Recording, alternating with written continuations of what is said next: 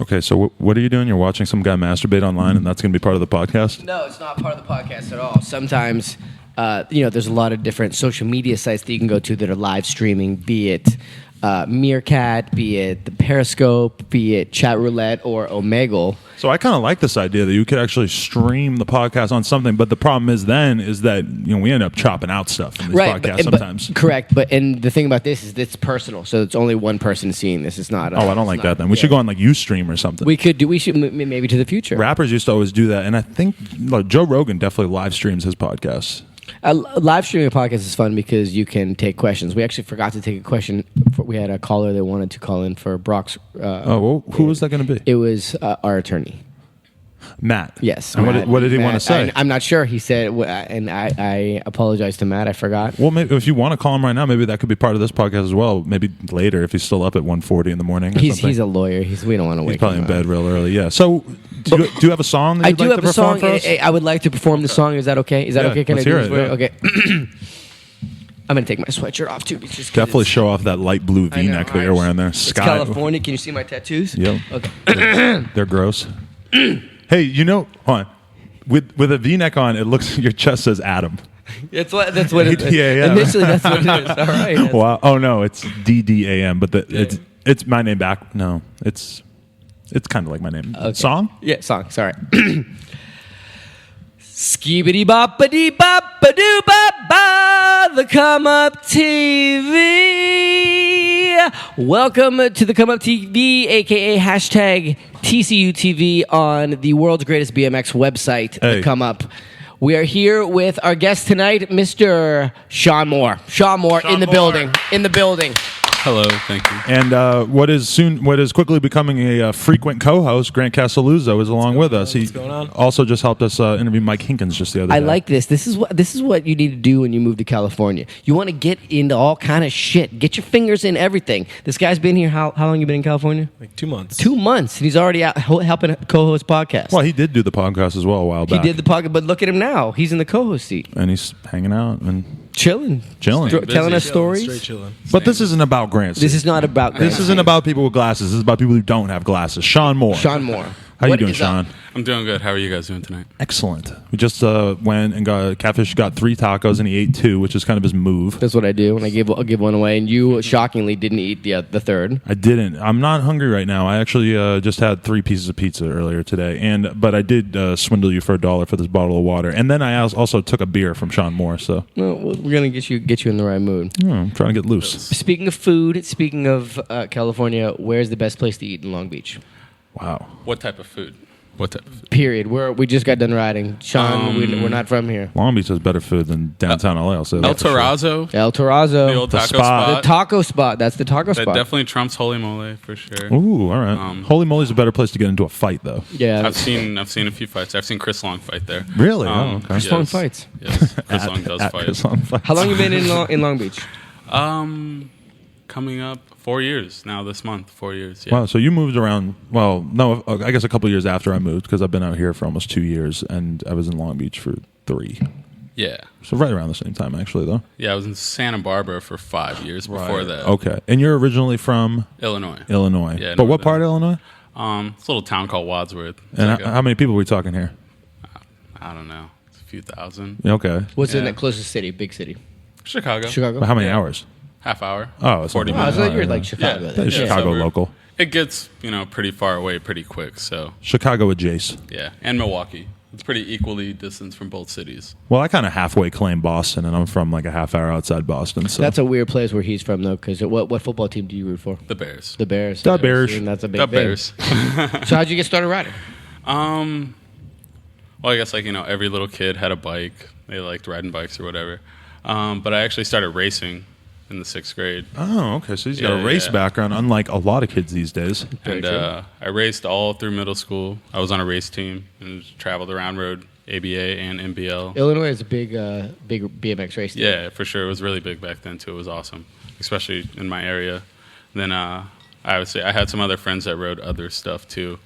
And, when I wasn't racing, I'd obviously be at the skate park or be at the dirt jumps and stuff like that. So freestyle was a part of it from the beginning? For sure, yeah. It was a part of that beforehand, and then I started racing, but I was always in touch with that. So when I quit racing and started riding like skate parks and trails, it kind of just came kind of natural, and it was really fun. So, yeah. Nice. So were you successful at the race scene, or were you just what were your skills like? I mean, I don't want to say I was like super good or anything. I was decent. I was on like a little Midwest team. We traveled around just the Midwest doing like, regionals and other stuff like that. I think I qualified like Illinois State. Number 7 was my best qualifier. So not good, not bad though. You ever race Christmas Classic? No, I didn't travel too much. I would go to like Hobart for like some stuff at their indoor track, but I mostly just keep it local around like Wisconsin and Indiana tracks and stuff like that. Does it ever make you mad when you hear people say the word Illinois?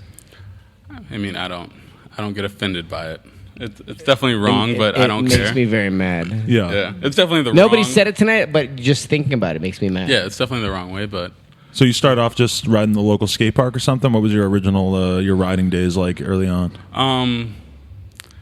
Actually, I lived in this little town called Waukegan before I lived in the town Wadsworth, where I'm kind of from. And I had just I had a mountain bike actually, and I was at my grandmother's house, and I went to the bathroom, and it got stolen. Oh. But actually, I found it in the pond. Like a week later, these kids were like stealing bikes and like throwing it in the pond down No in the respect. corner. It's so fucked up. And I had like a brand new watch on my little bar extender. I was so bummed. A watch? Yeah, like I got a watch for Christmas, and I used to just put it on my handlebar and like ride around my watch on my handlebar. Well, that's cool. They got the watch too. That's what they call swag these days. Yeah, it was back then. But after that, I got a little chrome like BMX bike, and I like rode that around. What was your first frame? First frame? Like your first like legit frame that you like. Volume Flatline, Chris Bennett was my favorite rider. Oh, yeah. There's a weird trend with people having volumes as their first bikes. Shout out to Brock Rayford, who's still in attendance. But my first frame was a Volume Destroyer.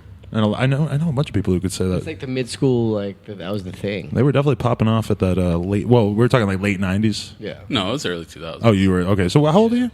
20, I just turned 28.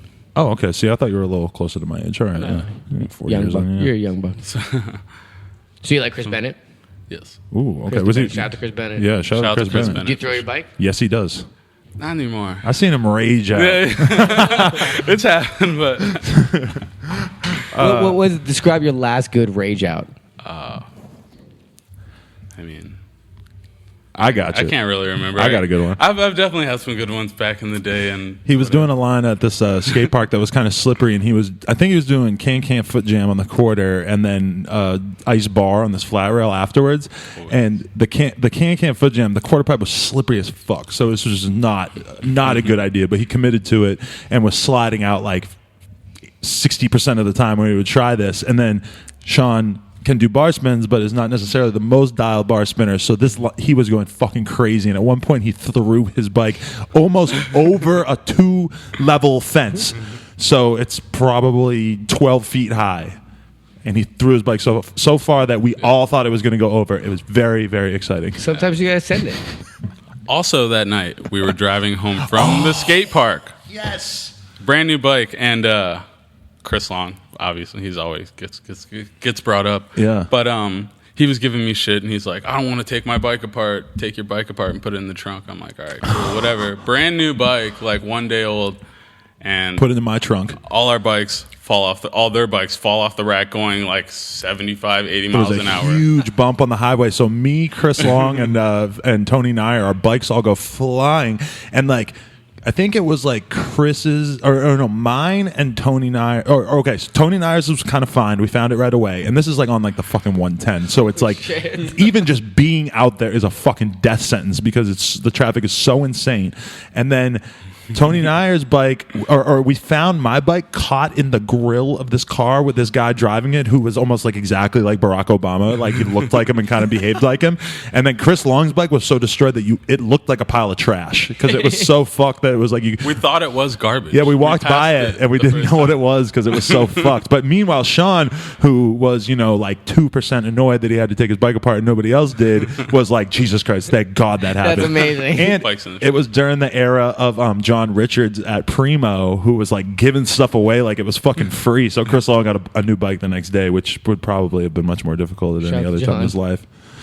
Wow, that was fucking an exhilarating ride. Like 4 years ago, it's crazy. Damn, that's Time flies. Yes. probably one of the many reasons that my trunk on that car then broke and would not close no matter what I did. I drove around with my trunk broken for like, this is apparently host chat, but This is host chat. I drove around with my trunk so fucking broken for like The a year. Lambo, the blue Lambo. The blue Lambo, R.I.P. Is that the only time you've ever had bikes fall off? One other time, but it wasn't bad. You ever get bikes stolen? Yes. Besides the mountain bike? Yes. What happened? I actually, when I lived in Santa Barbara, I got jumped for my bike. Really? Yeah, that was wild. When I was like 21 years old. By a bunch of big ass dudes? You are not the kind of guy I'd want to jump. You're a big guy. This is actually pretty random, but I used to have this bar I used to go to when I was underage. It's called Whiskey Richards when I was like 20. And it was 2 days before my 21st birthday. And I got caught there by the cops. And me and all my BMX homies were there partying and shit. And the cops are like, I was all drunk, and the cops like, you can let him go, or we're going to take him in. And I was just like, dude, it's my 21st birthday on, like, Tuesday. And they're like, well, it's not today. Like, fuck you. Yeah. And But so the cops were putting it on the bar, whether they arrested you or not? yeah. That's so, strange. and my homies are all wasted, and they're like, let him go.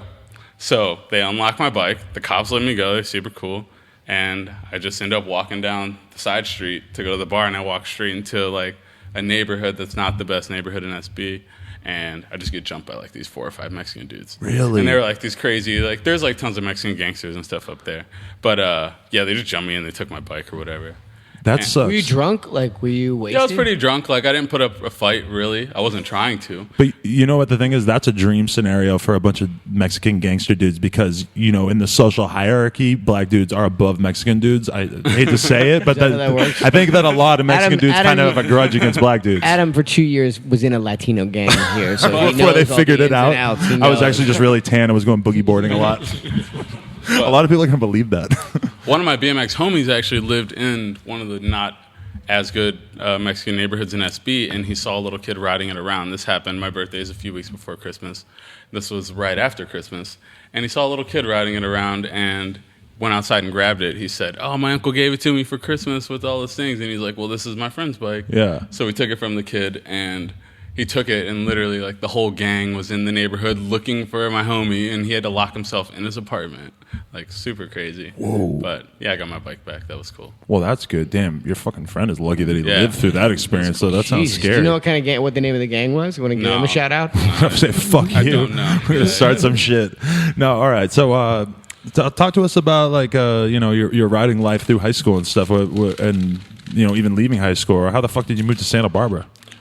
I mean, well, I was always riding. Like, I raced all through middle school, and then I, like, stopped racing around, like, freshman year. I think I still raced a little bit. I played baseball, too, actually, all the way to high school. Really? And basketball, but Second base. Damn, so you were playing all those catcher. sports? Oh, catcher. Catcher, That's yeah. the toughest one. Were you real good at basketball? I was way better at baseball. Oh, okay. My whole life was essentially, like, baseball. My dad was the president of my baseball league. He was my coach. Like, Wow. everything. He was pretty... Did you know at an early age that you were destined to be a catcher? Nice one. It's like a gay joke. I get it. Yeah. Oh wait, you said you're a catcher though? That's a very. What does it say about I you played if you're other a catcher? positions, too, like, Oh, okay. like third base and pitched a bit, but I was mainly a catcher. What you just? What makes a good catcher? I don't know that much about baseball. It's just, like, quick reactions. You kind of, like, a little bit of control of the field. You don't have to run around as much. Maybe they didn't think that cardio was your strong suit. But you do have to stand there. Like, True. I was a little chubby kid too, so it probably worked out. Oh, you were a chubby kid. Probably, yeah. I think I was okay. a little chubby when I was a little kid. Not crazy. And then not when like a little puberty fat hit and you kid. just fucking transformed. I guess you were chubbier when I met Did you too, grow right? into your weight? That's what the I was adults say. supposed to. I got kind of to my height. Like, I was probably the same size freshman year, 8th grade, freshman year. I just stopped growing. Like, I was like the biggest kid on the basketball team, and then everyone got bigger than me that still played basketball. Until I was 14, I was a fat shit. I stopped growing at 5th grade. Really? Yeah. Shut the fuck up. Really? Look how big I am. Do you blame your midget height on anything? Like, is there anything you could have done to change this? When I started drinking coffee when I was in like 2nd grade, so that was probably really? my growth. Yeah. Wow, that sucks. Well, you know, Were you smoking back then? That does it cigarettes, too, right? Really? Well, it's just meth, but not like cigarettes or In anything. 2nd grade, you're smoking cigarettes? That's horrible. It's Ohio, man. Ohio, Ohio's yeah, I a was rough. just gonna say a rough Ohio's life. pretty bad. You What's it gotta like smoke growing up? cigarettes What's it just like to cope? growing up in the Midwest? I mean, I guess you appreciate it. I appreciate where I'm from. Because you're from like a real small town area. Yeah, like I could, if I were, who knows, if I were raised in California, maybe I would have never started riding. Yeah. Or anything like that. So I definitely appreciate where I'm from, and I appreciate the area where I'm from, and super blessed of how I was raised, and I have good parents and stuff. But I like it out here. I don't. It's whatever back home. Hey, it's cool. Besides Chris Bennett, who were you looking up to? Who were your favorite riders as a kid? I mean, Van Homan. Okay. Biz. Like, it's crazy even just going out riding with Biz, because, like, I used to watch all his parts when I was a kid. Chris Doyle. Yeah. Like, for sure. I was going to say, Biz would actually be hyped to hear you throw him right after Van Homan on that list. He'd probably Van be like, Homan, Chris Bennett, and Chris Doyle. I mean, basically, Those are all like, his homies. basically, like, I'd watch, like, Little Devil every single day, like, until you break the VHS tape. Yeah. I'd watch every video. break that red tape. Yeah. I still got the red tape at home. Yeah, that's right. It was red. Other thing I used to do, there was like Blue Torch TV. You remember that show? Kip Williamson used to host that. Yeah, Oh, was it 1, 2, 3, 4 BMX or something? 5, 4, 3, 2, 1. Right. Okay. Yeah. It's something with a number. Something with a number. 1738. BMX. I used to like get off school every day when I was a little kid, and I would like start my VCR and record it and copy them. So I would have like these like however long the VHS tape was would just be like compilations of Hell videos. yeah. So it was like, it was endless. I miss like, the VHS days. I used to record The Simpsons. Like I had like the equivalent of having the whole DVD set, but on like 50 fucking VHS tapes. See, I used to have just one tape, and it just said Zach's tape on it, and it was set to where it was at the end of my year, like a compilation, and then my whole family knew that there was skateboarding, BMX, anything. Put that shit in and record it, and then I had this weird compilation of like fucking granola commercials and like shit from Nickelodeon, and like because back then there was always crazy ass shows. The flow of information was so bad that was like your way of your parents' way of like helping you out. Is like, oh, we saw some BMX on the news, so we recorded it for you. That's so weird. I don't know if my parents did that for me, but that's why it's so crazy. Like we were talking about it earlier on the way up here. Like the times that we live in. I grew up in an age where I couldn't get enough BMX content. Right. There was not enough for me to get. Yeah. Now there's so much that I can never take it in all, and it's crazy that I've been able to see that through my lifetime. It's bizarre how that's changed. Weird, right? Yeah. Yeah. What's your favorite internet? internet. Comcast. AOL. Yeah. You got a computer? Yeah, I got a computer. But wait, so when did you decide to make the move out of Illinois? Illinois. Illinois. I think it was 2000, right? Like December 2007, January 2008. So you went to college for a while or something? Yeah, I was in my third semester of college in Illinois, and there was like 2 Arctic fronts before my like finals of my first semester, and it was like I live in a little farm town. There's no obstructions. It was so cold, -20, like horrible. And I was like, I hate this place. Like, at least the cold and riding and stuff like that. So I made that decision, and luckily was able to transfer schools like just in that winter break, and just transferred to Santa Barbara. What were you studying? Communications and sociology. What kind of classes did you take if you're studying communications? Well, I mean, at that point, I was still in just like prerequisite classes, and then when I went to Santa Barbara, I just did more. I was doing business stuff too, so I was just in business classes and communication classes and a lot of sociology stuff. But when you were at this point in your life, did it ever occur to you that you were going to do more with the BMX thing, or you were just like, oh no, I'm just a rider. I'm just, No, obviously, like, I moved out to California because I wanted to ride, and that's the only thing I really cared about doing. So that was the motivation? Okay. Yeah, it was obviously riding more. Right. It wasn't like getting anything out of it. It was just being able, like, I hate the winter. I would just want to be able to ride with my friends every day. And also, one of my best friends, like one of the main dudes, this dude Kevin, he actually got me into riding. He moved to Santa Barbara.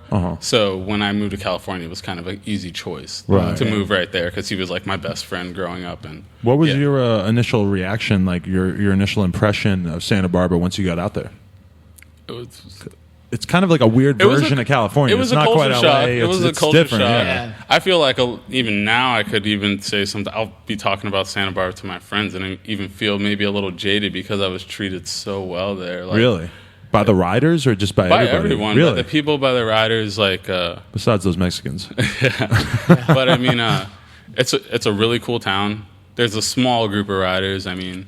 Yeah, because it's not like L.A. I think a lot of times the people, especially if they've never been to California, they think, oh, Santa Barbara is like Long Beach is to Los Angeles, and it's not. Santa Barbara is very really local. It was weird at first. I mean, there's like funny little town beefs and stuff when I in the BMX scene. Yeah, what, like Ian Monroe versus everybody? Yeah, but everyone knows those stories, and Ian's an amazing person. Shout Like, to Ian. We're great friends now. He's an amazing person, but just funny stuff like if the way anyone would be if new people came. If Yeah. Santa Barbara was New York City, Ian Monroe would be Edwin. Yes, There you go. Because he's like the dude who's just he's probably like mid-30s now, and he's just forever known every spot. Yeah. Had the fucking craziest, most progressive players back in the day. This is basically me sucking up to him, so next time I see him, he can be like, "Hey, thanks, I saw that on Sean's podcast."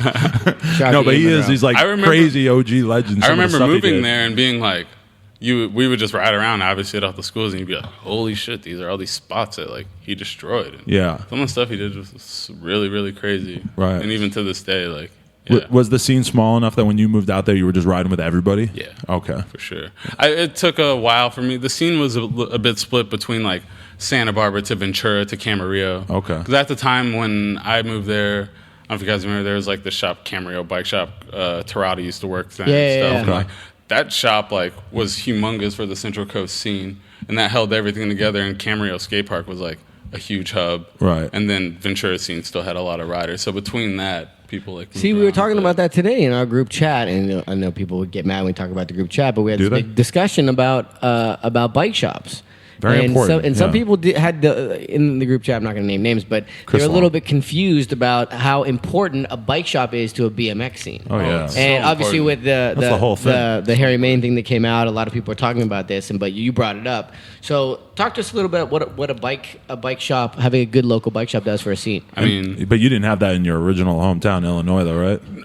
well, actually, I did. Oh, did you? There was Okay. a shop called the Zion Schwinn. Okay. Town Oh, yeah, Zion. yeah, There was a yeah, Schwinn yeah. shop They've in done- the they've done Midwest. shows, Like, yeah. they held it down, and like when I first started growing up riding, they had everything. They had super good dudes working at the shop. They had like FBM night trains hanging up, and they had every part you needed, and they could order everything you needed. So Oh, yeah. we were definitely lucky. In Well, that if you got a aspect. shop that has a FBM hanging on the wall, that's a pretty good sign. Yeah. Yeah. They had, That's like- just- You know that they're they paying know, some yeah, attention. They had know, official yeah. dudes working there, and like, I mean, the dudes even thought. I remember like when I was a little kid, Ryan Nyquist was my favorite rider, Right. And I like broke my handlebars and went to the bike shop, and they're like, "Man, you need to get these like snafu jumping bars, like the 2-piece bars." And I was like, "No, man, you guys got to order me the Nyquist bars." Like, and not even thinking how like much of a pain in the ass it would be to order like one part from Haro. Yeah. like like a big like.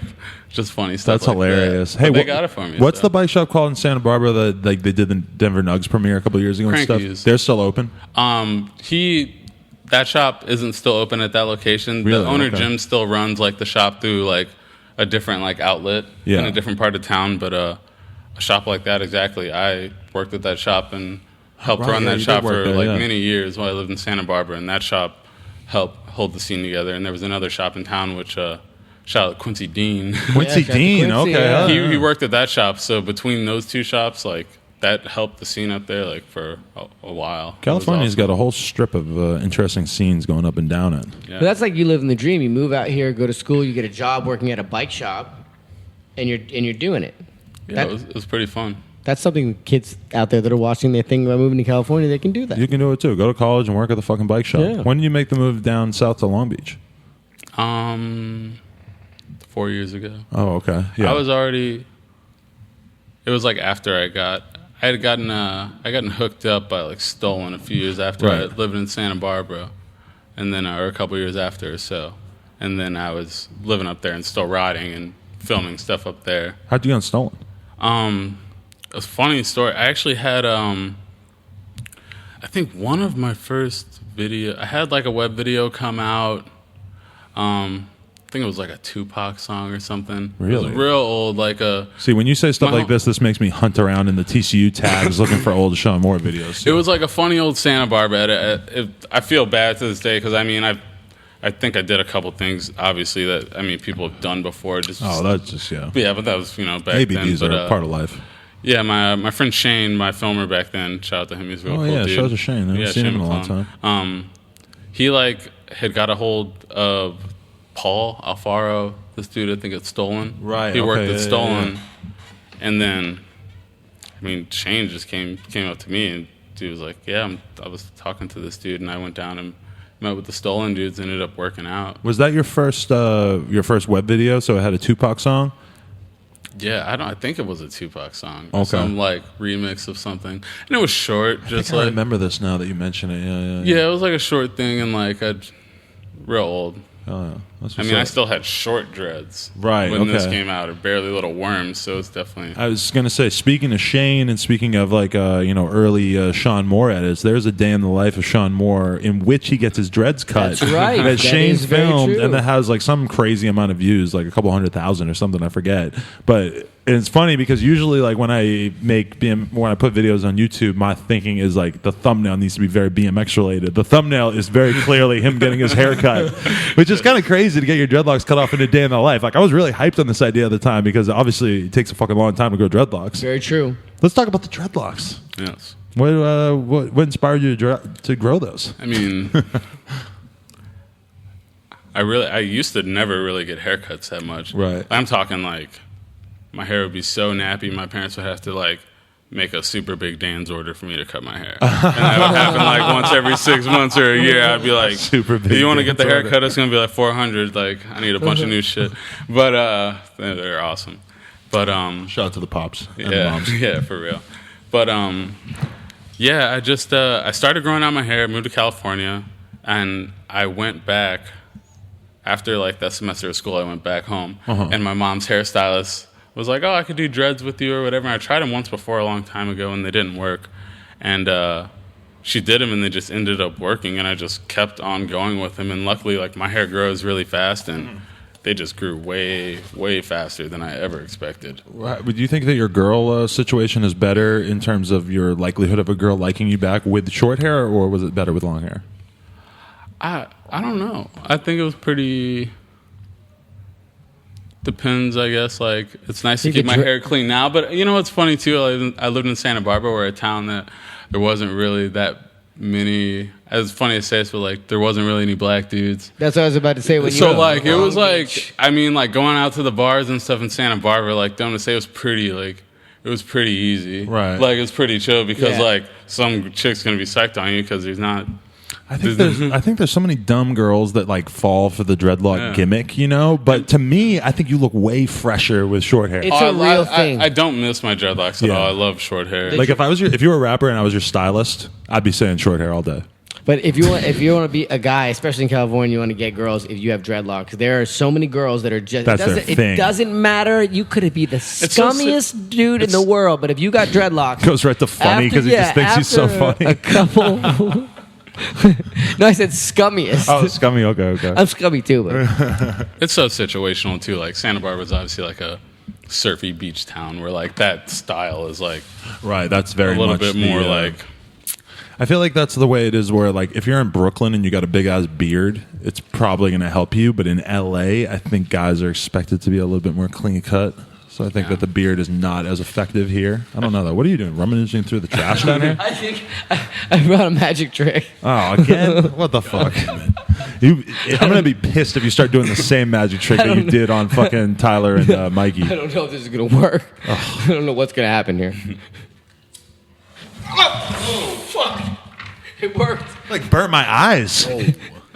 What the fuck? We're talking about dreadlocks and you just lit something on fire. Did you see what that was? What was it? I just made a bird disappear. A bird? There was a bird in my hand. Looked like a little piece of paper to me. There was a bird inside the paper. A baby bird? Baby bird. If I find a fucking bird carcass around here, I'm going to be pissed. Ta-da. Skibbity pop a doo pop a doo pop ba. What the fuck is wrong with you? Were you that upset with the dread conversation? You really didn't think that? No, I was listening to it and then I realized that I had the magic trick. Does lighting a piece of paper on fire, does that count as host chat or no? Have you ever seen that on a podcast before? No. We're pioneers. Yeah. But now we fucked up the conversation about dreads and I can't remember where we were. But that could be the thumbnail. It could There's be. just going to be a big fire. Do you have another one so we could shoot it against the wall there? Yeah. Or maybe we could do like a Photoshop job. All right, well, it's on you to ask the next question now after I just you fucked up my dread line. I'm sorry. Doing. Okay. What inspires you? Oh, my God. And when I say that, I mean, well, it's a good question to ask. I mean, it could be in life, in writing. What psychs you to be you? I mean, I get inspired by people doing really good things on the riding aspect of stuff. People doing really good things on their bike, people that aren't trying to do what everyone else is doing every single day. Like, obviously that stuff's awesome. Every part of riding is awesome, and to each their own. But I like to see different stuff and new stuff. I like a lot of things other than bike riding too. Photography. Oh, you take photos. Fashion. Yeah, that's right. I know that. And like stuff like that. And I pay a lot of attention to all that stuff. And I mean, skateboarding too. I get so much inspiration from skateboarding. Really? And that's like. Can you skate? I'm not a very good skateboarder. No, not at all. I cruise around on my skateboard a lot and have Can you fun. kickflip? Yeah, I have done kickflips, but I cannot like hop on a skateboard and like do like. Hey, I'm not dialed. What's your like ideal riding day? Is it like pedaling around Long Beach, hanging out with the homies, or is it like jumping in a van, fucking going out on a spot mission, or what's your preferred style? It's both. Equal. I mean, right now, like me and Grant are working on a frame promo right now. I've been so hyped on that. We've been going so hard for that. I have fun with that. I've been working on a ride part that's going to be coming out. Oh, you're doing a pro part as well? Yeah, that'll be out. That okay. should be out. I think next month or something. Yeah, right? in the next few weeks or a month or so. Sean Ricani at the last one is a tough act to follow. Yeah, it's a good thing in the middle. I got Sean, me, and Brock, so it's just like damn, that's a tough spot to be in. Yeah. Two fucking hogs. Yeah. Wait, so how did Grant C come into your life? How did you meet Sean?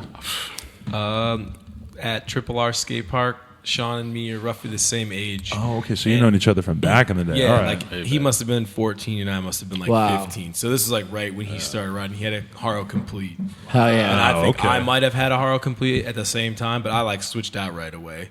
And he still had like the green version of the same Complete that I had, the Nyquist. You know, he had like the green one, I had the blue one. Okay. And I would just see him there because we had bike nights, so it would be like Tuesday and I don't know, was it Saturday or some shit, and it was like only bikes, and it was kind of like the only park that was right in the region. So there was like a shit ton of dudes that would show up, and he was roughly the same age as me, so we ended up like seeing each other, and then like found out we didn't live that far apart from each other or whatever. And as like people came and go, he would always be there. He'd always be at the session. Some of the other friends that he would come with, like they might not show up or whatever, but his mom or whoever would drop him off, and my mom would too. So it would just be like, oh, this dude's committed to like riding as much as I am. So then that kind of just led into like, even after that skate park closed, by the time the skate park closed, we were like planning to meet up with each other. Like it wasn't like we were just running into each other. We had like started hanging out and or whatever. And then once the skate park closed, it was just like, oh yeah, well, we're just going to keep riding, because everybody else was either like less serious or like part-time riding or kind of moved away or whatever. And we were still like super hyped on it. And even though we lived probably like 20 minutes away from each other, we would like go out of the way to ride with each other. We don't ride at all the same. We never did, but it was like, it worked. Like the passion that we had was like on the same wavelength. So it was like, whatever, like this dude's always down to ride no matter what, street, park, whatever, so let's just go and hang out with him. Were you filming back then too? Yeah, I've been filming pretty much like since I started riding. Oh, okay. How far away did you guys live from each other? 20 minutes. Yeah, 20 minutes, like maybe like 15 miles. Which back there really is not. Yeah, it's not. Oh, that's nothing. Yeah, you lived right down the street. Yeah. It wasn't that bad. Like Next time. you could get there pretty quickly, chilling at night. Yeah, back in the day, like when you live in a small town, you needed someone to be like over an hour away for it to be considered. Like I remember I had a girlfriend that was long distance because she lived an hour and a half away. But now that would seem like an insurmountable difference. Where at the time it was not that bad. You know, it's like hour and a half. Yeah, we're no, but at the same time, like an hour and a half for me might be me driving to fucking Newport. Which is like geographically seems like it's extremely close. It's almost like part of LA in a way. Yeah. I don't know. What music do you listen to, Sean? I listen to a little bit of everything, I guess. Not everything, but a lot of classic rock, a lot of hip hop. I mean, the Beatles are my favorite band. Really? That always will be. But yeah, definitely a lot of hip hop. Kanye, Pusha T. Love Kanye. The Kanye's Illinois best, like, influence. Yeah, for sure. Well, Pusha T too. That's where you keep it strictly good music. Nah, I listen to other stuff too, but yeah, the new Pusha T has been in rotation. That is a fire album, right? I completely amazing. agree. We were listening to that on the way here tonight. Are you a fan? Are you a fan of drill music? I was gonna say you were not so much. I think I seen you in the background of Chief Keef video one time, right? No, maybe my little brother. He might have been in it, but no, not me. Drill music pioneer Sean Morr bringing it to the scene. Why is Chicago so goddamn scary? I don't really go to those neighborhoods, so I don't know. But I mean, a lot of weapons, a lot of.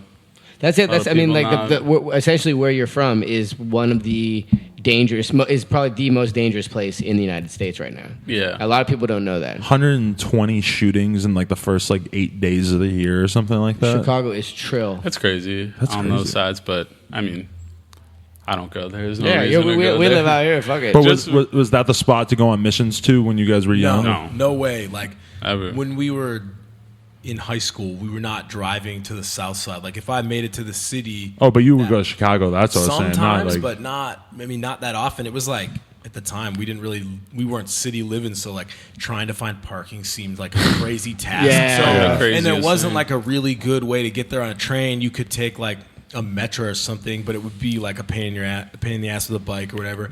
So we would go every once in a while, but it wasn't like a normal everyday thing. There was a ton of shit to ride. Like When that Wilson Park opened, everyone started That's going to it, the yeah. city a lot more. Oh, okay. they Yeah, opened yeah. a park, and then everyone started going there. Yeah, that's right. who were the OGs that you guys looked up to in Illinois at the time, aside from the obvious Brian Kaczynski? Or Kevin Porter. Kevin Porter. Ooh, okay, Number one, yeah. Kevin Porter. He was like had to be at the time the most influential. Yeah. Like, everybody Hands down. wanted to Hands be him, down. including both of us, I remember whether we liked it or not. Like the first time I went to the skate park, like Kevin Porter and like the rest of like DGC, like Sean Arata, Oliver Leonard. Oliver Leonard. Yeah, we yeah, were talking about him the other day with Yeah. Hinkins, yeah. It's like those dudes. I mean, so many more dudes. Like a couple of my friends, Brandon and Brian Rouse and Matt Hall, like Midwest dudes that like people from back home are like, yeah, those are the dudes. But on the KP tip, were you guys ever pegless? No. Only for like maybe Maybe for very like a brief week, period. you know, Yeah, like nothing for like permanent. it would be like pegless spine tech would be popular for a week, so was it- everyone what- would take off their pegs and For do a all week, yeah. the shit like Pegless spine tech is a weird concept. There's a lot of peg stalls and a lot of tire taps and not a lot else. What was it about KP's riding that made everybody freak out? Just for our friends who don't know. I mean, if you like when you were a kid, like if you saw that in real life, like back then, Spinning like a top. it was crazy. Like he Effortless. would do kickflip X-up tail whips, like from like out of the quarter to wedge and stuff, and you would just be like, he'd be tail whipping the roller at the skate park. KP was always changing his style up a lot, but that was like a really heavy era. Is like when he was like the kickflip tail whip god. Yeah. I think And that was that's- probably when he was the most influential. Also, I think, and a lot of people don't want to admit this, but at that same time when BMXers were looking for something to emulate, he was the guy, and he was the first dude to wear tight jeans. People don't want to. A lot of people don't want to, No, he point was the very finger. early. I can remember and a that. lot of Yeah, people yeah. that wanted to ride like him also wanted to be like him, and I think that he's the one guy that you can point to is the tight jean trend in And BMX. the bike setup. Yeah, he had the whole no, no. package. He had like Yeah. dialed riding style, which he was like equal parts technical, but he could also like air the shit out of a quarter pipe, do box jump tricks because I know he was like a show Oh, dude yeah, back yeah. in the day. But then he would also have like whatever his clothes looked legit and his fucking Just looked bikes cool were on his Yeah, bike at the yeah, time. and he made it look good. Yeah, he made just it had look like a good. nice stance. I think that like whole complete package, like he was like I don't know Chase D before Chase D. Like, I was gonna say Chase D is had, like a dude style who, that everyone wanted. as good as Chase D is or was, like it was always like more than the sum of his parts. Like anybody else, if they had done those exact tricks, nobody would have really cared that much. But fucking D Hard just looked amazing, and KP, you could say the same thing. I think, yeah. There's a bunch of other Midwest dudes too that like we all still looked up to, but even if they weren't as relatable, like Dave Frymouth and like Sure, Yeah. of course. Brian Vowell, and like Yeah. we were scrap locals like Jimmy Walker and Koji Kraft. Like, Right. dude, watching Koji Kraft ride was in person was some of the craziest Dude. stuff I could still even think One of. of the to most this underrated day. riders The to stuff this he would day. do on a normal session was like, I mean, Yeah. life risking Yeah. tricks, like for no reason. All just those because, dudes would like, ride like that. That's why it's unfortunate kind of seeing like the indoor skate park scene sort of die away over time, is because I mean you would go to those sort of places and they were like real hubs for seeing insane riding, Yeah. you know, especially in the Midwest too. and shit. We were yeah. very, I could definitely say we were very blessed and fortunate. Oh, like yeah. coming up in the Midwest, coming up as kids now is almost as fortunate as coming up in Southern California. Oh, right yeah, now, yeah. because Yeah. every It's skate park- comparable, yeah. Yeah, we could drive to every single skate park in the Midwest in 6 hours. Right. Like Changa. And you'd always have a scene. everything. There was Yeah. always, Each especially one at of that those time. parks had their own scene, their own crew of like dudes that you knew shredded from that area, and you were like, they were super hyped on like you going there and then them coming to your park and stuff. It seemed like progression was very like achievable during that era too, you know, where there was riding was progressing so fast, but it also there was like a real feeling that you almost didn't have to be that good to invent something or Right. to be a part of like, you know, progressing BMX because Yeah. it was progressing so rapidly on so many different fronts. True or false? Am I right? No, I absolutely Kind of agree. feel what I'm saying? And that's why it was awesome having things like when Alan Cook did the local exposure tour, Right, yeah. and especially because they focus on the Midwest. That was a good highlight or spotlight for this talent in this area. And it's always a weird thing when you think about it, because like, you know, we talked about it before on the show, living in the Midwest, you only have a certain number of days you can ride outside. Right. Without difference. yeah, especially if you live in a place where it snows, then you're going to have to rely on indoor skate park. And there's your catalyst right Man, there. shit really came full circle. You guys both ended up in Long Beach, huh? Yeah, it was pretty cool. That's crazy. Definitely Yeah, pretty that's cool. crazy. Yeah. Yeah. What when you made the move to Long Beach, what was your impression of it? Were you immediately impressed and thought it was better than Santa Barbara or no? It was definitely a switch. It was cool. It was way cheaper. Yeah. I mean, Long Beach is cheaper. Yeah, Long Beach was okay. way cheaper. So that was awesome to like adjust to, because I was also adjusting to not really working for a while. Just, you know, just riding for like a couple of years, and that was like, you know, it was a different adjustment, but it was cool because it was cheaper and so many more spots, so many more people to ride with. Right. I remember just coming down and like, you know, just cruising over to the house and meeting up with you guys every day, and like Yeah. working on all those videos with Mastroni, like right when I moved out here. Like, thanks to him so much for even like being down to like work with me. Like, we barely knew each other, and like You do have some dope Mastroni filmed edits. There's that one that is edited to, it's kind of like a fruity song. I forget what the fucking song is. It's like an old funk song or something. I love it. Yeah, I just watched that piece. I fucking forget what the maybe song they is. get the Get Over You. Yes. I love that song. We were just talking about that yesterday. Me and Mike were. It's funny. That was a fun time. I remember, I will not name the rider, but I was on a trip with some rider, and I watched that right as it came out, and I was sitting there thinking, like, God, I love this song. This is such a fucking good choice. Congrats, Mastroni. And this person just said to me, like, is he fucking serious with that song? And I just immediately was like, get out. Stop it. It's probably Chris Long. No. Exactly. That was a good time. That was a good time to be alive. We all moved to Long Beach right around the same time. That was a good time. You don't know when you're in the middle of something awesome until later on. Until I feel it's- like till it's gone. until it's over, and then you can kind of look back and be like, "Damn, that was a fucking dope couple of years." And it was there, it's funny because I remember describing when I lived in Long Beach, I would describe the scene there and the BMX scene where you would be, and I would actually, it's funny that we're even here telling, the reason I'm telling the story is because there would be times where people were like, yeah, what's the BMX scene like there? And I'd be like, oh yeah, last week I was just at a red light in the middle of nowhere, Long Beach, and I just saw Sean Morr riding down the street. Yeah. I'm like, oh yeah, it's crazy. And that's how it is in Long Beach. It's not like that out here, I don't think. I felt like that too the Bigger out first here, time. yeah. I remember the very, very first day. This actually might have been before I had like moved to Long Beach. I was still coming down to Long Beach like quite a bit. Right. And I had just left the apartment and rode down the street, and I saw Ashley Charles like riding by. That was pretty soon after like, you know, the last United video, and I was like, he's definitely one of the best riders ever. Hell yeah. And I was just like, that's fucking crazy. Like, this is such a BMX town, and you see him, and then you ride down the street, and then you see like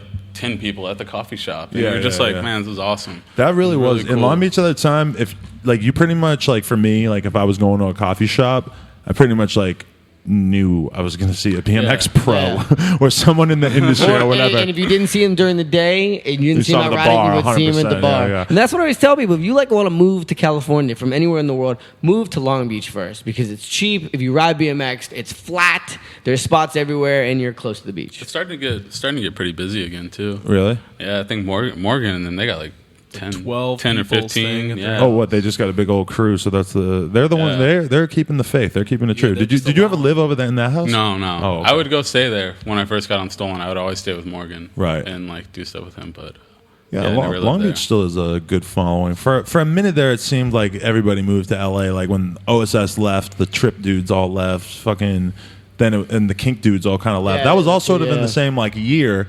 But then like the Volume dudes are there. Brock's got his house, and there's the fucking Morgan Longhouse. Seems for all like it'll the people, never die. yeah, for all the people that left, like a few more people More came people in. came in, yeah. and it was like so much more relaxed for a year. Yeah, or once two. It was so nice. once Adam left Long Beach, everything chilled the fuck out. And people could fucking Real chill talk. with their People could just live their lives. chill with their girlfriends again. There was definitely the OSS house was definitely the we will fuck your girlfriend house. Or Jesus. you guys break up, there's one of these vultures is going to descend upon you. Or all of them. Or all of them at the same time. Yeah, those are good. Those are good days. That was definitely like, man, there were just so many people out riding it like every day. Like, but at the same time, you're right. Like, I remember that like a lot of people like would come to stay with us or come whatever, and they would just be like, dude, like I can't handle like going to get dinner. I remember and Sean. I just run Sean into was Sean always, McIntosh, but Sean like was run always into there. Like, everybody. you were the one yeah. that was always there every day, like ready to ride. This was in the Charlie Crumlish when Charlie lived with us. When he too. had scabies. Who had scabies? Well, I got scabies much later, but he had it first. Like Have he you had ever- it like have a you ever year or had two in scabies? advance. No, I have not. Have you ever been bitten by an animal? Yes, but I've never had scabies. Was it Brad Sims' dog? I've been bitten by an animal, but I have scabies. You ever had scabies?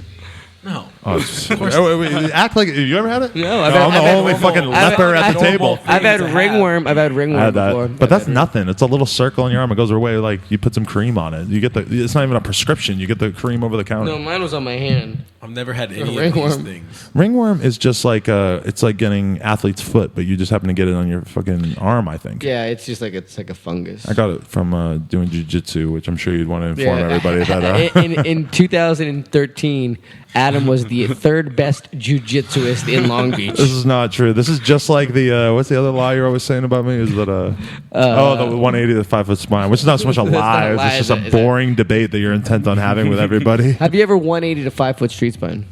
Yes. But I remember this conversation going a few years back. Yeah, see, it never ends. This has It been never ends. ongoing. Thank you. And he still has not delivered the 180. Do you have any good OSS house memories? Any of the craziest stuff you saw Oh, God. in Long Beach? Oh God. I remember my girlfriend would just be terrified when I was over at your guys' house at night. I completely understand. Yeah. Like, I swear. Did you ever, But I did you- mean, did you like- ever get Did you ever get trapped? Did you ever get I bet he did. when I used to set up a booby traps? Oh, yeah. The The water balloon. Oh, that's right. I think that was Nair. No, it was. I wasn't even going to bring it up because to me that was kind of fucked up. That was because Yes. Nair was fucking thought it was the funniest shit in the world. But if someone fucked your iPhone up. if someone fucked Nair's phone up, he would Oh have been my the most God. pissed off person in the world. Exactly. Yes. So for the people that at home who was- don't know what we're talking yeah. about, if you watch Ruin Your Whole Summer, there's a part in the credits, I believe, where there were Catfish is getting hit by water balloons and stuff. And I'm pretty sure on that same day that Tony and I whipped one out the window and it hit Sean Morr, which, oh, haha, it's all funny, but his iPhone got fucked up, It right? hit me perfectly in the pocket and it just soaked the whole thing. But it was fine. But in Whatever. that, you can see that Catfish hits the fucking Mexican dude who lived Yes. downstairs who had a handicapped son. And Catfish drenches that guy, and you see him like jerk up, just like, what the fuck is wrong with you guys? That guy's son is the Thug. Yeah. Who is Catfish versus Thug? My Instagram. Exactly. It was a Rest in retarded peace, kid who Thug. lived downstairs, handicapped, whatever. But either way, he was fucked, and he would just lay there and howl all night like a fucking wolf. Did you? It was so bad, but like we couldn't help but like, you know, you don't want to make fun of a handicapped person, but at the same time, like you're sitting in your living room, everyone's on their phones, and then you just hear.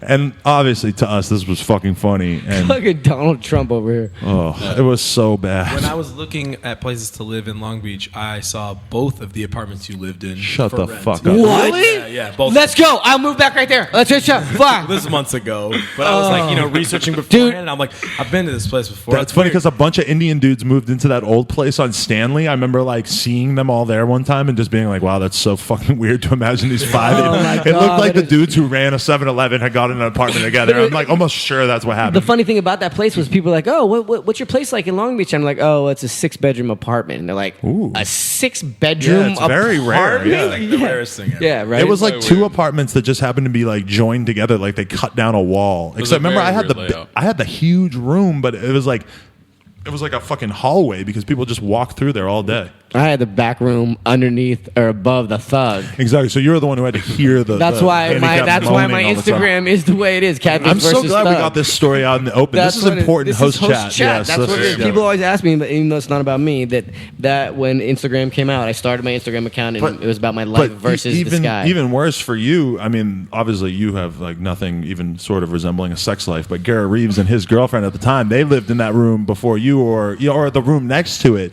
So they were directly above it and they'd be trying to actually make love or do whatever it is Garrett Reeves does. Well, that was the hard thing for me because I lived there. We lived there for almost 2 years. So after a while, every night hearing him moan, after a while, and I'd have girls over.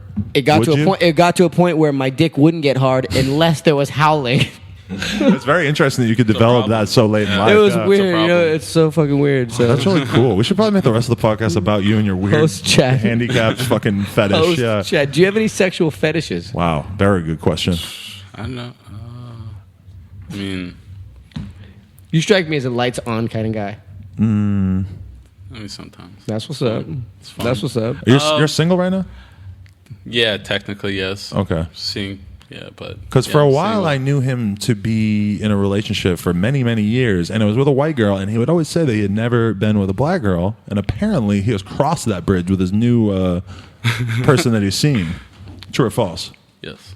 I love black girls. Yeah, they're pretty cool. That's true. they're What beautiful. was it? What kept you away from Ebony Queens for so long? You know, nothing particular. Yeah, just nothing in happened? particular. It's just the randomest thing ever.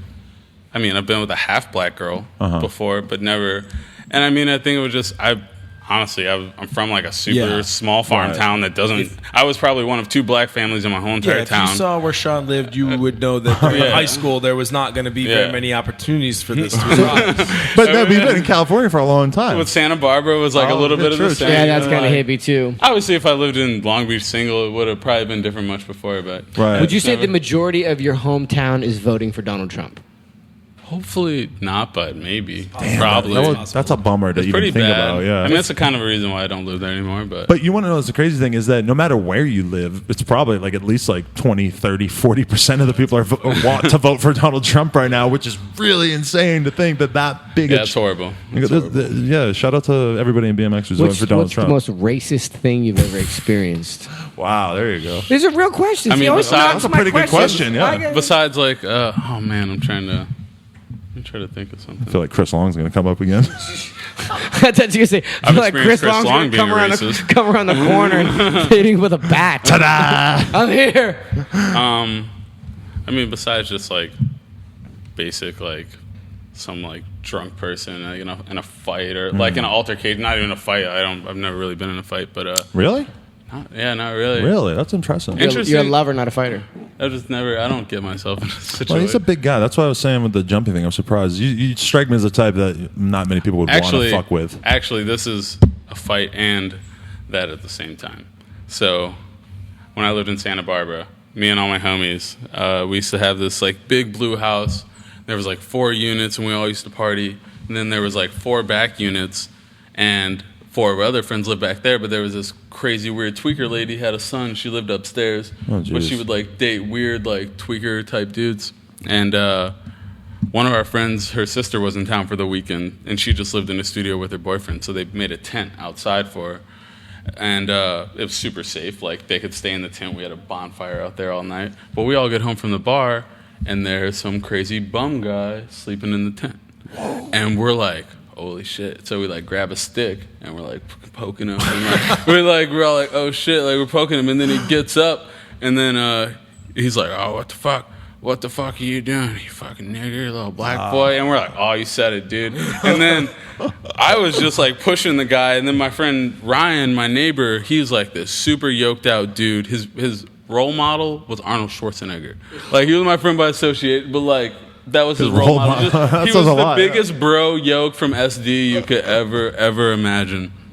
And I'm like pushing this guy back as like he's like talking all this shit to me, and the guy's already gonna get pushed in the street. And then my friend Ryan just came over my shoulder and just knocked him out in the street. And we called the cops, and the cops came. And actually, there's a law in Santa Barbara is using words that entice a fight. So since that bum guy called me that, we were all good. Really? Yeah. Well, that's a pretty cool law. I Funny never enough, heard of the that. same awesome. the same cops that came for that incident were the same cops that gave us like a noise complaint ticket the week before for like $700. $700 So- noise complaint? What did you do? We were raging For like a really long time? That it like was the that whole expensive? night. Like we were like so reckless. Do they get we were to like just 20, choice all how- 20, 21, Damn. so reckless, like partying, like not reckless, just having a fun time with a bunch of my college friends. You know what I mean? Do they get to choose how much the fucking noise complaint ticket I is? Or think is it's it just a all- standard. Like, That's a lot. It was a lot. It was Jesus. very expensive. I like that you guys went straight to poking him with a stick, which I actually think is probably what else were you going to do? I don't know. Yeah, what Yeah. else are you gonna do? You don't kick him. Yeah, you don't want to touch him. But yeah, that was a pretty, If you want, there's Racism. tons of bums around here that we could go poke with sticks. Or jump over them. You ever bunny hopped over a homeless make person? it on the news. It would get on the Where's news. Brandon? You know how high I was when I did that interview? Bunny hop high? I had just smoked a blunt back here with Brandon, and then they're like, "Hey, you want to be on the news? Fucking, there's a news guy here who wants to interview you." I'm like, "All right." Like, I look so stupid on camera. You'd be better off That's letting pretty Brandon funny. do the It's a pretty interview. funny interview. Yeah, The interview is it got like 100,000 views on the tube. No permanent backlash from it, as expected. No, I mean, even at the time, it was funny because it was like such a clearly like made up like offense. Like nobody fucking ever came in. Like one person called the store. It was like, Which is funny because everybody's jumped over somebody at some point in their life. And there's a bunch of cops who come around here and stuff, and I've like mentioned it to them, and they always like think it's fucking funny because like it is kind of funny. know, Like yeah. it's funny that a new not even to get on that topic, but that a news station would even care about that because it's not even socially acceptable to care about a homeless person. So like the fact that like you would. They want to paint Brandon being bad, even though Brandon is a scumbag. Like you can obviously feel bad for. I feel bad for homeless people, but it's not like a social. It's not social media. Use that time and use that platform to draw attention to the problem of homelessness, not because they wouldn't be. Yeah, they wouldn't be here if LA did something to get rid of them. If one of them had gotten hit. It occurred to me, like when I was watching the whole like cycle of virality and stuff. It occurred to me that like the news stations would post these things, but they wouldn't really get any comments. It wouldn't really go anywhere. But if you think about it, it's because there wasn't really that like one like insane image. Like I think that of Sean Burns dropping a sprocket on his head. If that had come out in the modern like viral internet age, it would be. He would be on fucking front page of BuzzFeed, World Star, everything. The funny thing about that, too, is it wasn't more than 6 months after that happened with Brandon that the guy got killed out here by the police. Did he? Yeah, and no one said shit about that. Guys get killed by the police out here all the time. Yeah, they want to make a big deal about that. There's a homeless guy that gets killed by the police. You guys don't want to you don't want to bring that up. Have you ever been homeless? No. Have you ever been a police? Have you ever been a cop? Never been a cop. Just accidentally. Never interpreted it. What did you want to be when you were 12 years old? I'm asking 12-year-old Sean Morr. What do you want to be when you grow up? Play baseball, ride BMX, probably. What do you want to be when you grow up now? We all ride BMX, so let's just take it for granted that we have not grown up yet. Yeah. I don't know. Ride bikes. Keep riding bikes. Ride bikes, make more money, be successful. Word up. Like, stay somewhat in, like, it would be nice to stay in BMX, but obviously signs aren't quite pointing that way. You got your fingers in a couple other things rough right now, though. Yeah, I work for like a photo event company as well. Oh, okay. So, like, do parties and stuff. I actually just got him helping me out. Since he moved out here a bit, he's already knows a lot about this stuff. So, hell yeah. It's been working out good. We get to do a bunch of super cool things. He was telling me an amazing story. We parked in the parking garage where there's the elderly ethnic man that I fucking can't stand. So fuck you, old elderly ethnic man in the fucking parking garage. But he was telling me a funny story. He can tell the story about Grindr because he did an event with Grindr. You're familiar with Grindr? I am. Yes. Been on it all the time, every day for the past couple of years. Wait, what happened? I was just kidding. Grindr is Tinder, but the gay version, and it came out before Tinder, and it's huge in the gay community. It's the reason that Tinder is Tinder. Yeah. So just for like a little explanation, I work for like a photo event company. We do like controlled like studio portraits. Like the company's called Smile Booth, but it's not like a photo booth you walk into. It's just like I did the Golden Globes this weekend, and we do all types of other crazy events and crazy parties and stuff like that. We also do random corporate things too, but yeah, I did an event for Grindr. Was it insane? No, it was just a stupid corporate like meet and greet. Like not stupid. Like Adam's envisioning like a massive orgy. I literally am. Yes. It was guys hanging from the ceiling. Would be like for you guys like doing like for any of us social blogging stuff, but just like a little network. Not even a lot of people there. But the parking attendant, I'm pretty sure, was like a super homophobic guy. Really? And he sees me come out of the building after the event's over with like the other guy I was working with, and he doesn't want to let us out like with our validated like parking tickets that are paid for. He was like, "No, you guys got to pay me cash. You can't get out of here." And blah blah blah blah blah. And you guys were like in here doing this or whatever, and I'm like, "What are you talking about?" So he just assumed you were gay and he was mad at you? Yeah, I'm pretty sure. But then I'm like, okay, can I pay you with a card? And he's like, no, I don't take card. And I'm like, all right, cool. I'm going to go get this guy from inside. So I go and get the Grindr guy who's actually like gay and pretty flamboyant and, and he starts talking to him, and then the parking attendant gets really offended, like more so than he realizes like maybe or anything. And then he's like, yeah, you gotta pay cash to get these guys out of here or whatever. So he like starts pulling out money, and he goes through his ones and his fives and his 10. He's like, you got change for 100? And the parking attendant's like, no, just get the fuck out of here. Really? All you guys, like, so crazy. Fuck?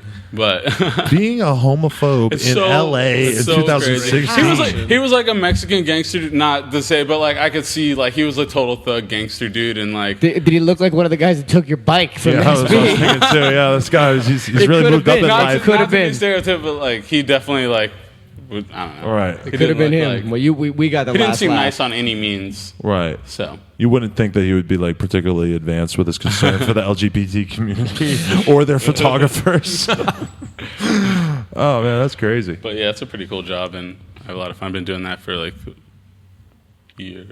over the past year and a half almost. So it's been pretty cool. What's your favorite web video of yourself, or favorite video part that you ever filmed? Shout out to the poop. I can't stop looking at this when it's here.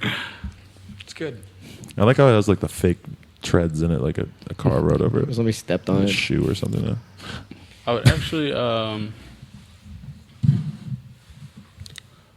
trying to think.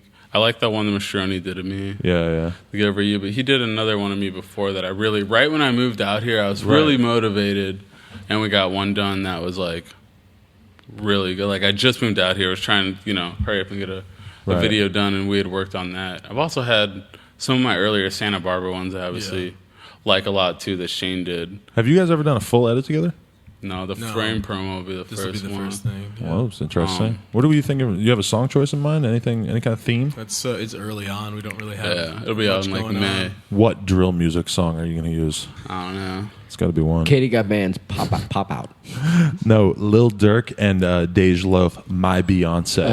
You hear that? Oh my god, that is so over the top. I cannot fuck with that I song. love Little Dirk. But have you heard that song? I've heard it. It's garbage. My Beyonce. I just feel so bad for Little Dirk's baby's mama. Oh my god, have you seen her? There's all these like memes of her because she's like super fucking fat and ugly. That's not nice. It's true though. I mean, I followed her on Instagram for like a year. are you serious? I did. I Following a unfollowed her. rapper's baby's mamas, that's a fucking new low right there. But I did it for the exact reason that I knew it was going to happen. Like I started following him like 2 years ago when I knew he was going to blow up, but nobody knew who he was. Timmy put me on to all this Chicago drill music. Shout out to Timmy Thesis over here. I follow Young Thug on Young Thug's Filmer on Twitter. What's that like? People don't care about us. He's pretty much constantly like saying things about Young Thug and his career that just seem like things that probably should not be said publicly, but he just airs it out. So I mean, it's kind of entertaining. Shout out to BLB. What does 2016 hold for Sean Morr? More last name. I think it'll definitely be.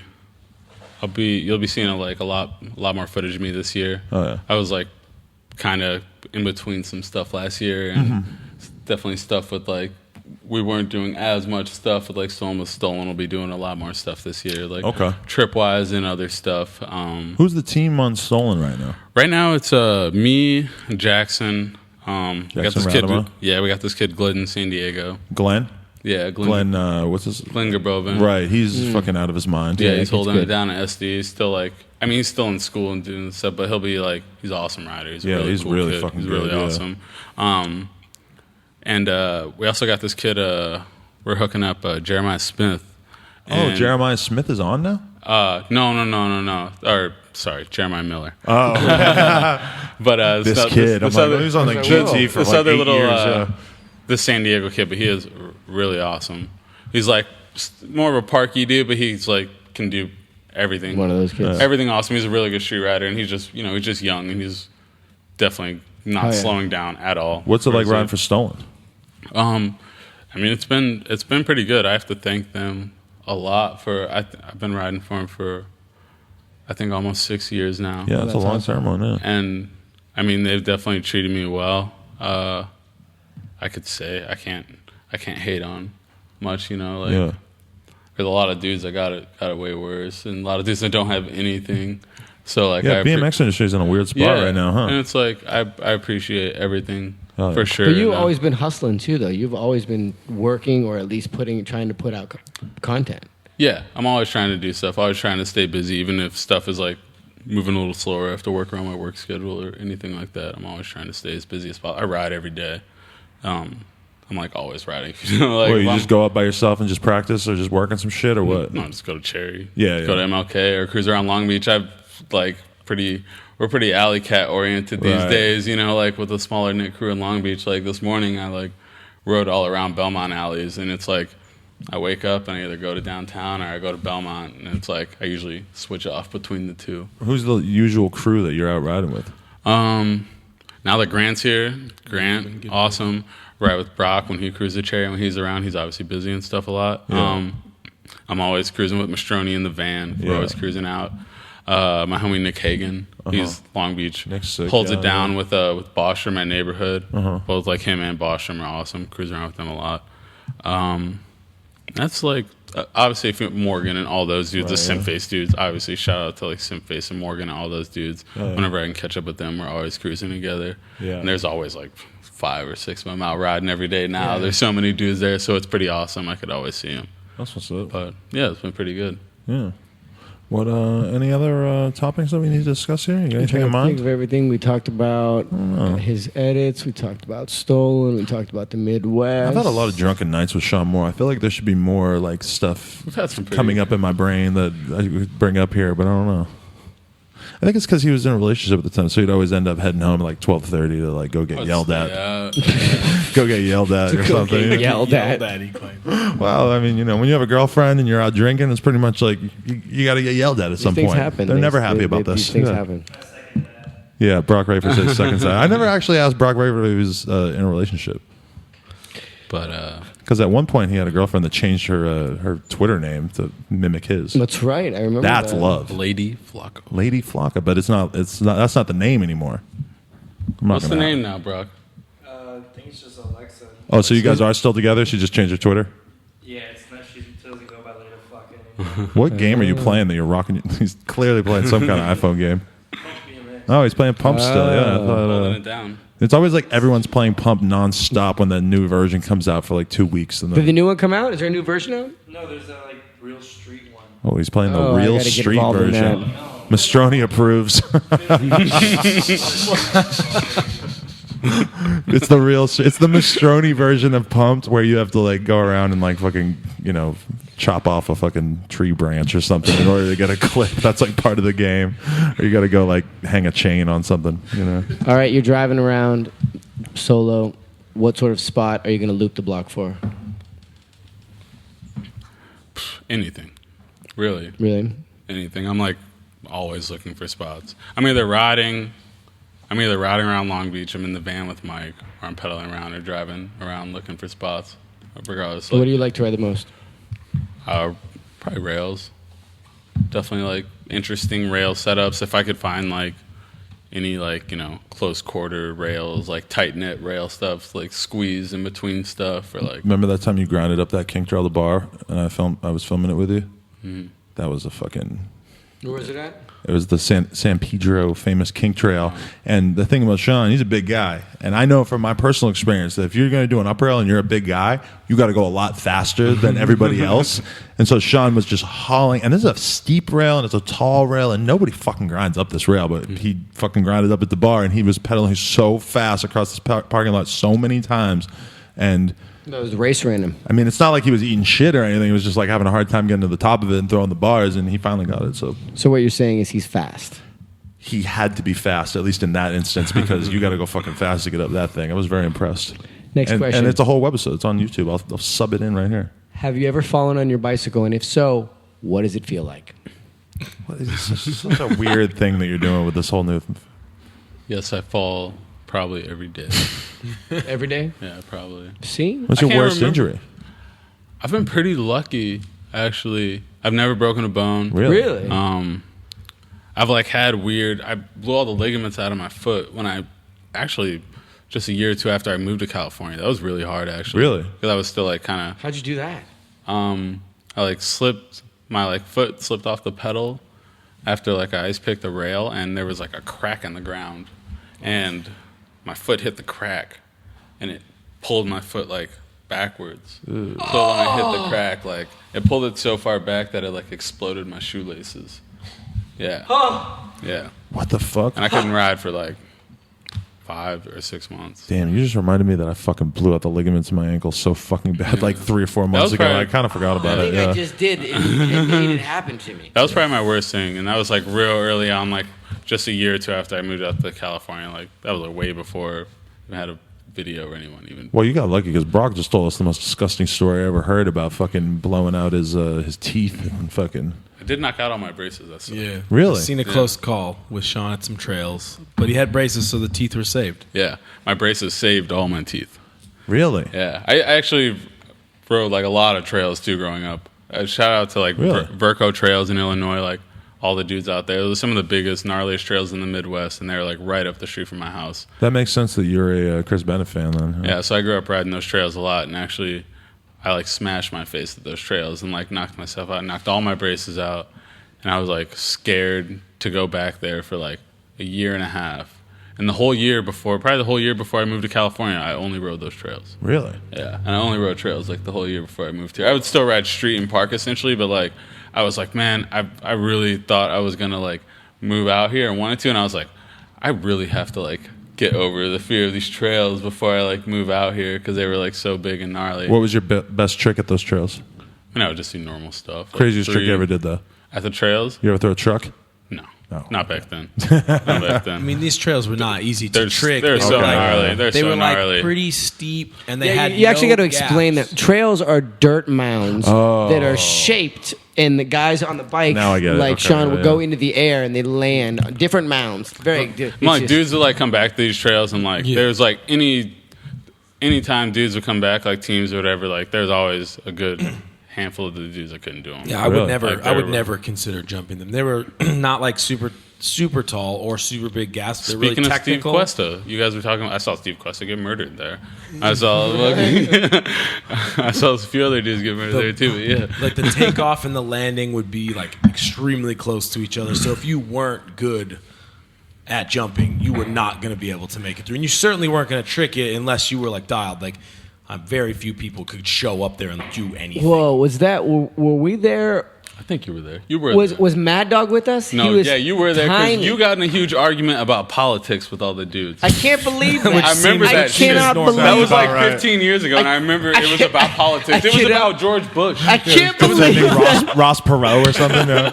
I can't believe I would argue with strangers about politics. This in doesn't the sound trail. like They Yeah, fucking yeah. hated you so much. Yeah, For that? They wanted to kill you so bad after. It Like, all comes out now. Ain't this a bitch? What, were they a bunch of conservative Republican types who appreciated I'm George sure I Bush was just and a he was loud hating them? mouth. no, it's just like a bunch of like just normal trail I mean, and dudes. as- Like, and Catfish walks into your trails, you're obviously gonna. Yeah. They might have a problem. Yo, Yeah, my trails. I walked into trails. I'm like, yo, why is there fucking dirt everywhere? You filthy.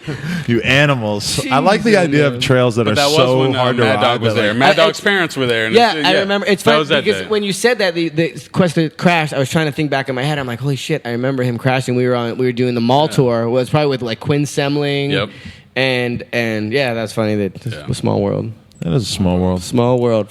You guys want to wrap this up? You want to get some shout outs from the man, Sean Morr, and then we'll call it a night Yeah. at 2 Anything a.m.? else do we need to know about Sean? Yeah, You yeah. grew up with him. What else? We want to explain him to Yeah, the Grant people. knows some stuff about me.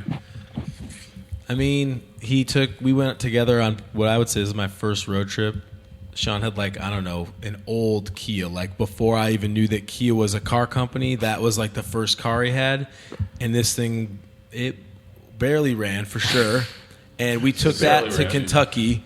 And I remember like we didn't even make it out of the state, and we ran over a full fucking spare tire, wheel, Holy everything. shit. And it ripped the muffler like clean off the car, and that we thought the trip was over like right away. We were like maybe 30 miles from the house. And it was in the middle of the road of like an I-pass lane, so What you the can't fuck? get out of it. There's something Dude you just can had do. his arms up, like, what the fuck? We just ran right over it, and the trip, I mean, somehow we made it through, but it honestly did not seem like we were going to ever make it past that moment. I thought, oh yeah, the car's toast. But we made it there and back. That's horrible. Those are the best trips. I think that on that trip, we got stuck in the hotel room with some rain, and there was a odd fight between Sean and my friend Alex at the time, who turned out to be like a jock, like kind of like bro.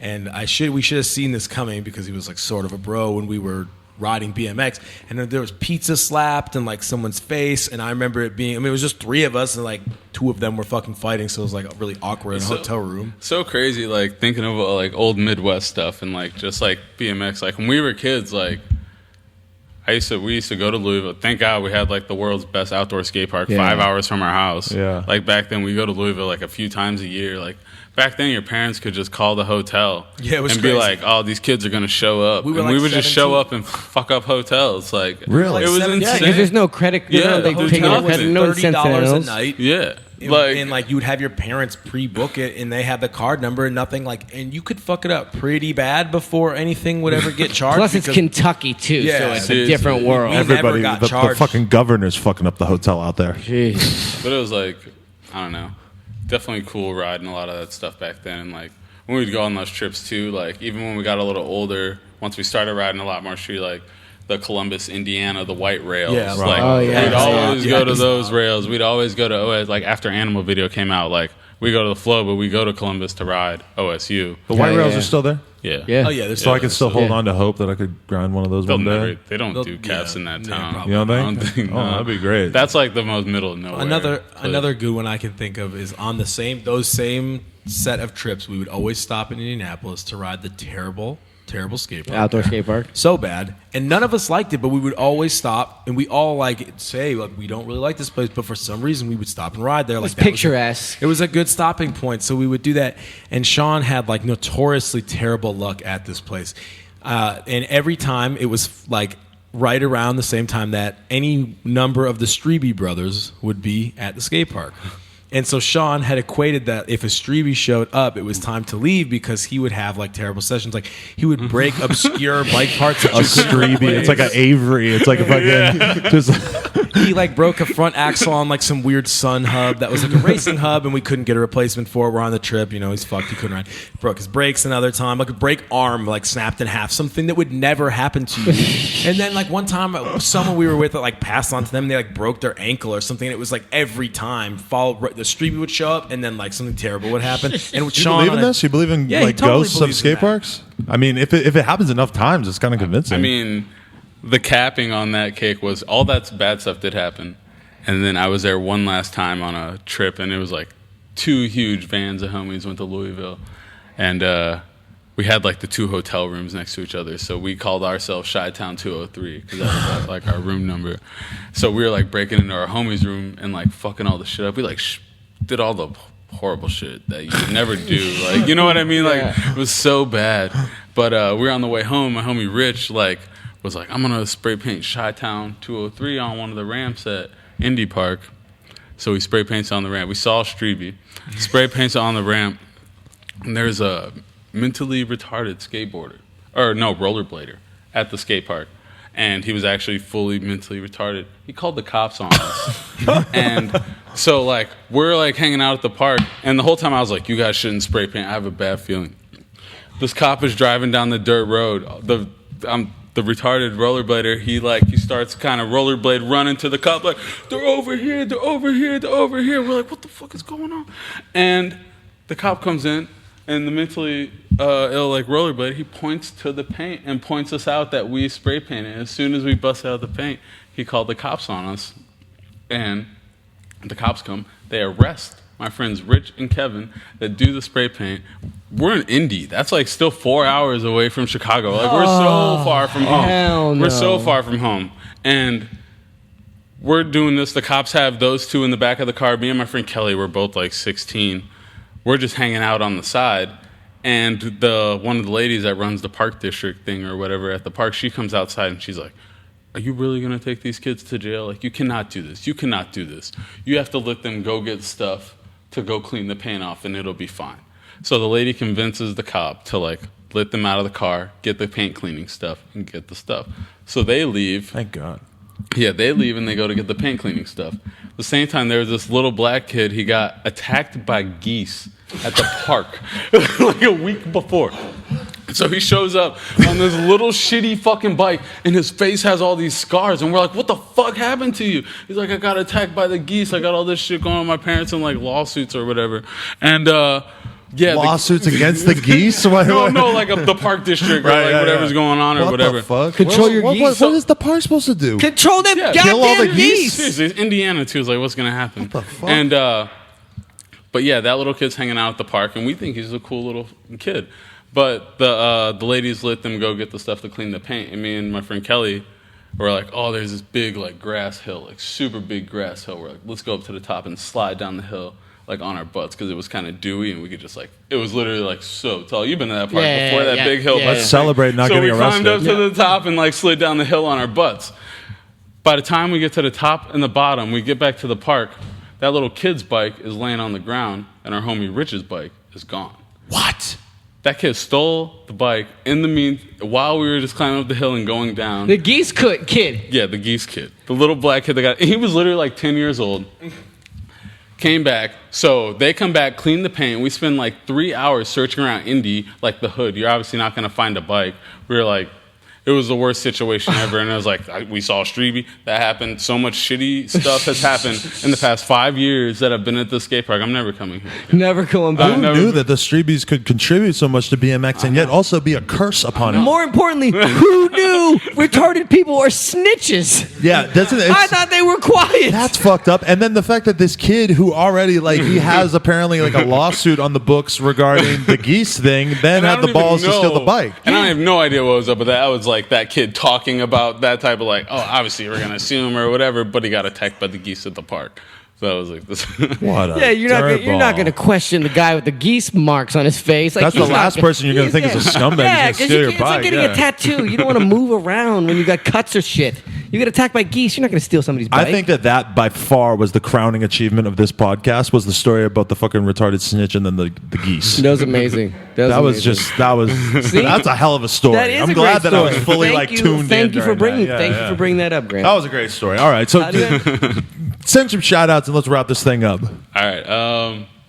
Obviously, like to send a shout out to my family, my parents for being awesome to me my whole life and helping me out. What's your mom's name? Debbie.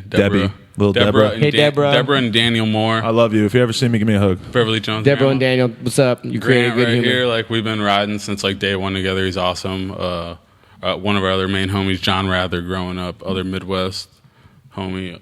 All the dudes, like the Four Seasons dudes, like all that Midwest stuff inspired me so much to where like there's no way I would be able to even think about riding like I do now or ride like I do now if it wasn't for like all the stuff like I was riding and all the dudes I saw riding in those moments. We're all a product of the BMX culture that we grow up within. So yeah, you definitely grew up in a good one. Yeah. Besides those damn Streebies. Definitely blessed. Yeah. Jesus. That's what's up. And yeah, just all the homies around here. Mastroni for like working on so many projects with me, being like so awesome. Like he obviously has a job, right? And like I thank him so much for like taking time out of his day to like do that stuff. And Platt for being the good homie. And we're all living on the same Platt. Yeah. Shout out to Alex Platt for sure. He's the dude, the maniac. Yeah, and all the other Long Beach dudes, Aaron Bostrom, my homie Nick, and everyone I ride with every day. Definitely, you guys keep it like pretty fun around town, and yeah, that's pretty awesome. All right. Well, and shout out to Grant C. BMX over here, the Instagram name, Sean Morr on the gram. Sean _ Morr. Sean _ Morr. MORR. Catfish VS Thug. Josh Irvine at Josh Irvine. 86. Josh Irvine 86. The Josh Irvine Instagram Slam is coming out like in a couple of days. I can't wait. Also, shout out to the Stolen Bike Co. for holding it down. Boom. 6 years. It's been pretty veteran. Awesome. That's a long tenure. All right, and thank you to Timmy Theus and Brock Rayford for being our live studio audience. And thank you to everybody who watched this whole thing, an hour and 22 minutes in. Subscribe to The Come Up. Subscribe to us on SoundCloud, iTunes. You guys know the deal. Shout out to Sean Morr. Thanks for coming through. Appreciate it. Hardcore Midwest / Long Beach OG. We out. Skibidi bop ba doo bop ba doo bop bop. Peace the fuck out. Shout out to Ian Monroe. He needs to come in here and do a fucking tooth hanger to manual no footer. Bang, bang, bang, bang. Fuck yes. That was fucking good. That was a long fucking day.